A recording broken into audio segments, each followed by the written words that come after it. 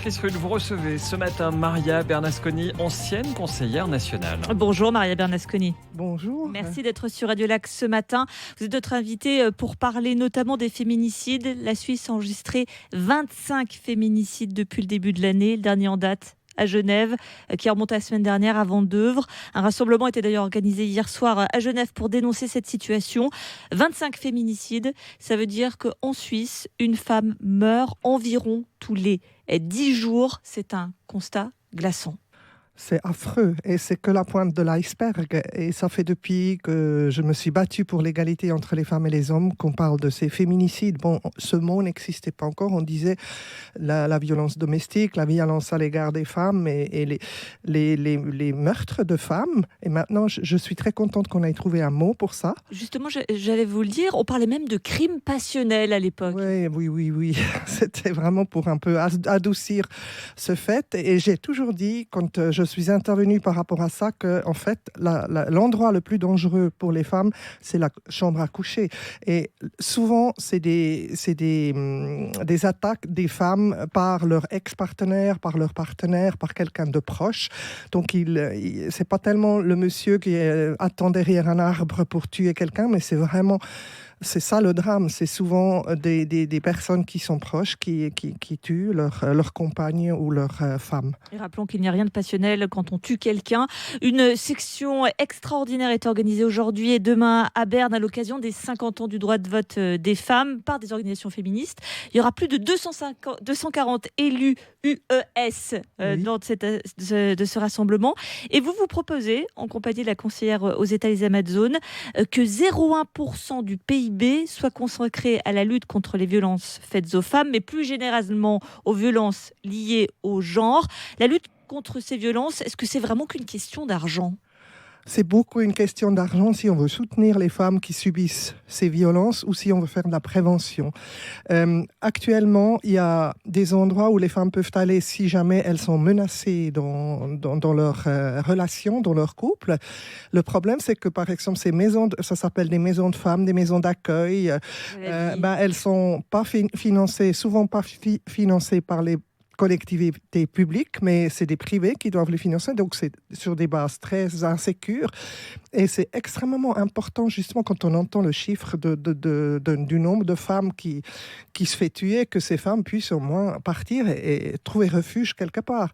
Et souvent, les femmes, elles partent avec leurs enfants. Et ce qui est important aussi, c'est qu'on prenne aussi en considération qu'il y a des enfants qui subissent indirectement aussi cette violence. Vous imaginez que votre maman soit tuée par votre papa, c'est juste, ça me fait froid dans le dos. Et là, il faut effectivement, il faut aussi de l'argent. C'est pas qu'une question d'argent, mais l'argent est vraiment important pour pouvoir réaliser l'égalité dans notre pays.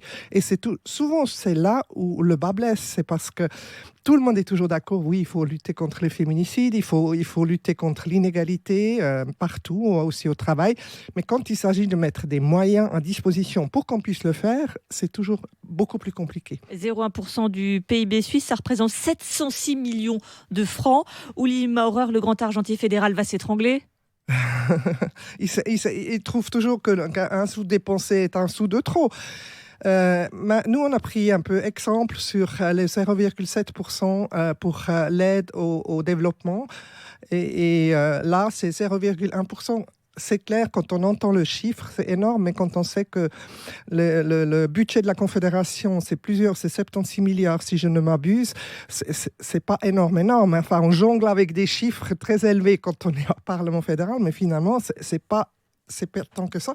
Et ma foi, il y a ce problème, il faut l'attaquer, il faut beaucoup faire de la prévention. Ça commence déjà à la crèche, je pense. Il faut éduquer différemment les filles et les garçons. Il faut leur apprendre le respect, notamment aussi aux garçons. Et après, il faut aussi aider les femmes qui subissent ce genre de violence et qui risquent vraiment leur vie dans leur chambre à coucher, encore une fois.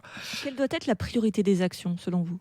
Pour moi, la priorité, c'est soutenir les associations et les maisons de femmes qui s'occupent de ces personnes, puisque cette réalité est là.